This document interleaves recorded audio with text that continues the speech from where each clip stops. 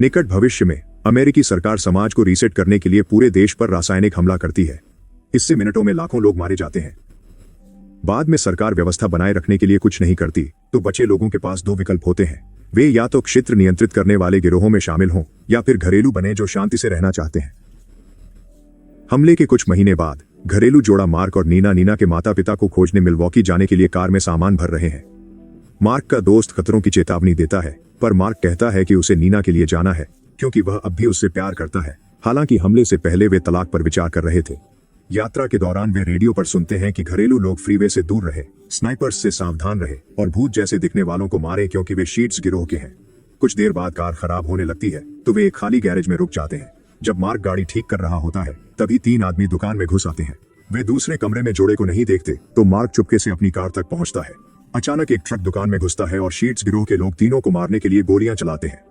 Mark को car start करने में कुछ बार लगते हैं। शोर से शीट्स का ध्यान खींचता है, पर गाड़ी चल पड़ती है और वे बच निकलते हैं। रेडियो से उन्हें पता चलता है कि शीट्स नेलर्स के साथ इलाके की लड़ाई में है। शाम को वे रात बिताने के लिए एक खाली घर में रुकने का फैसला करते हैं। नीना सामान ढूंढती है जबकि मार्क हर कमरे की जांच करता है और बेडरूम में एक मृत जोड़ा मिलता है। खून के निशान बताते हैं कि मरने से पहले उन पर हमला हुआ था, तो मार्क दया दिखाते हुए शवों को ढक देता है। फिर नीना पुराने रेडियो से मां को संपर्क करने की कोशिश करती है, पर कोई जवाब नहीं मिलता।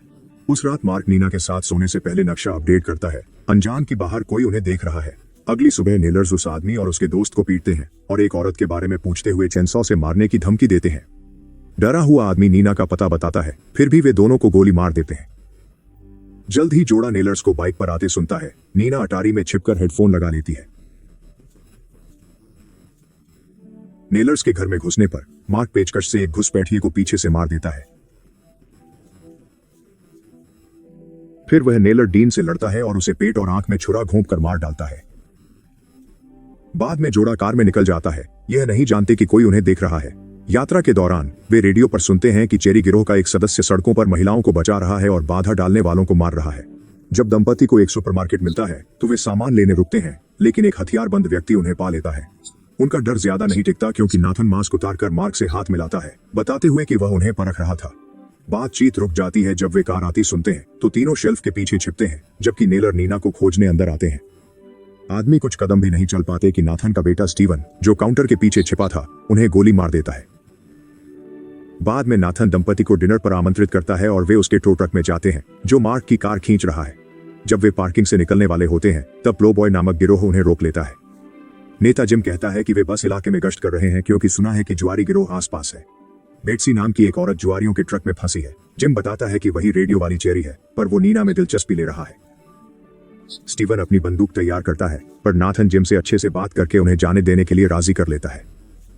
उन्हें पता नहीं चलता कि डीन, जो जिंदा है, उन्हें देख रहा है। बाद में नीना और मार्क नाथन, उसकी पत्नी और 2 बच्चों के साथ खाना खाते हैं। नीना मार्क के बीच तनाव साफ दिखता है, पर नाथन और उसकी पत्नी प्यार से पेश आते हैं, यहाँ तक कि नाचते भी हैं। खाने के बाद नाथन मार्क को बताता है कि हैमबर्गर मानव मांस के बने थे। मार्क उल्टी सा महसूस करता है। नाथन से नीना को न बताने को कहता है और जाने की बात करता है, लेकिन नाथन उन्हें जान से मारने की धमकी देकर रुकने पर मजबूर करता है। अचानक डीन नाथन की बेटी को ढाल बनाकर घर में घुस आता है। वह नीना और मार्क को मांगता है। नाथन तुरंत अपनी बेटी के बदले उन्हें देने को तैयार हो जाता है। जैसे ही डीन लड़की को आगे धकेलता है, स्टीवन छुपकर डीन के पैर काटता है, जिससे वह गिरकर गोली चला देता है। नाथन की पत्नी को गोली लग जाती है जब मार्क नीना को खींचकर ले जाता है। फिर स्टीवन डीन पर कूदकर उसे बार बार चाकू मारता है, जबकि डीन अपनी बंदूक पाने की कोशिश करता है।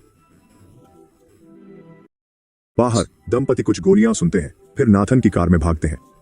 सड़क पर लौटने पर नीना मार्क के साथ यात्रा नहीं करना चाहती। दोनों बहस करने लगते हैं। जुआरी उन्हें देखकर एक पहिया घुमाते हैं जो खोपड़ी पर रुकता है। इसका मतलब है कि स्नाइपर को गोली चलानी होगी। गोली नीना के कंधे में लगती है। मार्क तुरंत कार घुमाकर शहर लौटता है। इस बीच नाथन जिम को बताता है कि वह दंपति को ले सकता है। जिम उत्साहित होकर अपने आदमियों को खोजता है, पर सभी मृत मिलते हैं। अंत में बेट्सी पाइप से उसे पीछे से मारती है, फिर सभी कैद महिलाओं को मुक्त करती है। एक मेज से कुछ बंदूकें लेकर बेट्सी पुलिस कार में भाग जाती है। कुछ देर बाद ट्रंक से जिम की आवाजें सुनकर वह रुककर उसे पैर में गोली मारती है। तभी वह जंगल में कुछ हिलता देखती है और पीछे जाती है। चाबियां ट्रंक में भूल जाती है। अगली सुबह नीना कंधे पर पट्टी बांधे एक केबिन में जागती है। मार्क आसपास नहीं है, पर उसने खाना ढूंढने जाने का नोट छोड़ा है। नीना जब बाहर जाने लगती है तो पाती है कि दरवाजा फंदा है, इसलिए खिड़की से निकलती है। वह गैरेज में एक कार देखती है और अकेले जाने के लिए बैग पैक करने अंदर लौटती है। तभी उसे संगीत सुनने का नोट मिलता है और एक और नोट बताता है कि उसका पसंदीदा गाना किस रिकॉर्ड में है। आखिरी नोट में मार्क माफी मांगता है और शादी न छोड़ने की विनती करता है। अपराध बोध में नीना नहीं जाती और केबिन में रहकर पीते हुए अपने पसंदीदा संगीत पर नाचती है। बेट्सी उसे नाचते देखती है, फिर नीना के ब्रेक लेने पर कार लौटकर जिम को मार डालती है। इस बीच मार्क एक खाली घर में घुसता है और सिर पर बोरे वाले 2 कैदी पाता है। जब वह बोरे हटाता है तो नाथन और स्टीवन को देखकर हैरान रह जाता है। अचानक विलियम नाम का पागल बंदूक लेकर पीछे से आता है और मार्क को हथियार गिराने पर मजबूर करता है। विलियम बताता है कि उसे हिंसा पसंद है और अपने गुलाम बिल द बिग को बुलाता है। बिल और मार्क को मौत तक लड़ना है। अगर मार्क मना करे तो विलियम नाथन और स्टीवन को मार देगा। मार्क बिल को लात मारता है पर वो बच जाता है। बिल का जोरदार मुक्का मार्क को गिरा देता है। फिर बिल मार्क को पटकता है, पेट में लात मारता है और गला दबाकर उठा लेता है। विलियम मजा लेता है। मार्क सिर मारकर छूटता है पर बिल उसे फिर पकड़कर फर्नीचर पर फेंकता है। बिल मार्क की गर्दन मरोड़ने लगता है। मार्क काटता है तो बिल उसे विलियम पर फेंक देता है। अब मार्क बंदूक के लिए विलियम से लड़ता है। संघर्ष में गोली चल जाती है और विलियम मर जाता है। बाद में मार्क नाथन, स्टीवन और बिल को आजाद करता है। सब अपने अपने रास्ते चले जाते हैं। जब मार्क केबिन पहुंचता है वो नीना को सोफे पर सोती पाता है और उसे बिस्तर पर ले जाता है। बाद में नीना जागती है और मार्क को शूटिंग का अभ्यास करते देखती है। वो उसे बंदूक चलाना सिखाने को कहती है और जब वे व्यस्त हैं, बेट्सी केबिन में घुसकर नीना की शादी की अंगूठी पाती है। शूटिंग अभ्यास के बाद नीना मार्क को गैरेज में ले जाकर मिली कार दिखाती है और मार्क नॉस्टैल्जिक हो जाता है क्योंकि उसके पास भी वही मॉडल था। पुराने दिनों को याद करते हुए जोड़ा कार की पिछली सीट पर शरारती हो जाता है। उसी वक्त ज्वारी आ जाते हैं क्योंकि यह उनकी कार है। वे तुरंत जोड़े को पकड़ लेते हैं और उनके साथ क्या करना है यह तय करने के लिए एक पहिया घुमाते हैं। जब पहिया स्पेड पर रुकता है, नीना और मार्क को पिंजरों में डालकर जुआरियों के मोटल मुख्यालय ले जाया जाता है। वहां पूरी तरह अराजकता है। हर कोने में लोग या तो पी रहे हैं या लड़ रहे हैं। रिसेप्शनिस्ट उनके नाम लेता है और जब पता चलता है कि वे शादीशुदा हैं, तो उन्हें स्नेक आइज स्वीट में भेज देता है। वहां एक मेजबान दांव लगाना शुरू करता है, जबकि जोड़े के एक हाथ कुर्सियों से बंधे हैं और दूसरे हाथ दर्दनाक तरीके से मेज पर रखी बंदूकों में फंसे हैं। रूसी रूलेट खेलने के लिए हर बंदूक में एक गोली भरी जाती है। मेजबान चेतावनी देता है कि अगर वे उसके कहने पर नहीं चलाते तो 2 और गोलियां जोड़ी जाएंगी। अगर वे 6 राउंड जीवित रहते हैं तो उन्हें जाने दिया जाएगा। मार्क नीना को बिना हिचक चलाने को कहता है, पर नीना मेजबान से सौदा करती है। वह मार्क की बंदूक में 3 और गोलियां चाहती है, बदले में सिर्फ 2 राउंड खेलेंगे। मेजबान मान जाता है और गोलियां भरने के बाद खेल शुरू होता है। जुआरी उलटी गिनती करते हैं और दोनों बंदूकें चलती हैं, पर कोई घायल नहीं होता। दुर्भाग्य से दूसरे राउंड में नीना की बंदूक से निकली एकमात्र गोली मार्क के कंधे में लगती है। वांडा दांव के पैसे को लेकर एक जुआरी से लड़ने लगती है और मेजबान उन्हें शांत करने में व्यस्त हो जाता है। नीना अपने बंधन को तब तक खींचती रहती है जब तक उसका हाथ आजाद नहीं हो जाता और वह मेजबान के बूट से बंदूक चुरा लेती है। वह आदमी को 2 बार गोली मारती है, फिर मेज पर फायर करके अपने हाथ छुड़ाती है। मार्क को सहारा देते हुए नीना बंदूक से सबको दूर रखती है और मदद मांगने पर मेजबान को मार डालती है। वांडा बदला चाहती है पर कमरे में कोई हथियार बंद नहीं है, तो वह दूसरों से कहती है कि जोड़े को अभी जाने दें। जैसे ही मार्क और नीना बाहर निकलते हैं, वांडा और बाकी लोग बंदूकें लेने दौड़ते हैं। दोनों चालू कार ढूंढते हैं, छत के स्नाइपर देखते हैं, पर गोली चलाने से पहले बेट्सी उन्हें मार गिराती है। जोड़ा कार में भागता है। वांडा और जुआरी गोलियां चलाते हैं, पर कोई गोली नहीं लगती। गुस्साई वांडा एक जुआरी को मारती है और नीना का पीछा करने की घोषणा करती है। कुछ घंटों बाद मार्क मिल्वॉकी में नीना के बचपन के घर में जागता है। पड़ोसी बताते हैं कि नीना के पिता बीमारी से मरे, मां ने खुद को मिटाया, जो एक पत्र से पता चला। पत्र पढ़कर नीना पड़ोसियों से पूछती है कि वे उपनगर में शांति कैसे बनाए रखते हैं। वे बताते हैं कि जुआरी हमला करते हैं, पर उन्होंने कार बैरिकेड लगाए हैं, छतों पर बारी बारी से स्नाइपर रखते हैं और कांटेदार तार से जुड़े मेल बॉक्स में विस्फोटक छिपाए हैं। सभी जालों को देखते हुए नीना अपने परिवार के पुराने मित्र फील से मिलकर प्रसन्न होती है। इस बीच बेट्सी भी आती है और नीना के सामने वाले घर में छिपकर दुश्मनों पर नजर रखती है। कुछ देर बाद नीना फील को वॉकी टॉकी पर बात करते देखती है और जब वह उसे बुलाती है, वह घर में भाग जाता है। संदेहशील नीना उस पर नजर रखने छिपती है और पाती है कि फील जुआरियों से संपर्क में है जो जल्द आ रहे हैं। उसी समय वह सड़क पर एक छोटी लड़की देखती है और जुआरियों के आने से पहले उसे अपने साथ घर में खींच लेती है। फिर नीना मार्क को एक बंदूक देकर बच्ची की रक्षा करने को कहती है, जबकि वह लड़ने बाहर जाती है। जुआरी अपनी कारें छोड़कर इधर उधर देखते हैं। तभी अचानक नीना गोलीबारी शुरू कर देती है। कुछ गुंडों को मार गिराती है। समूह कार के पीछे छिपकर जवाबी फायरिंग करता है, जिससे नीना को भी छिपना पड़ता है।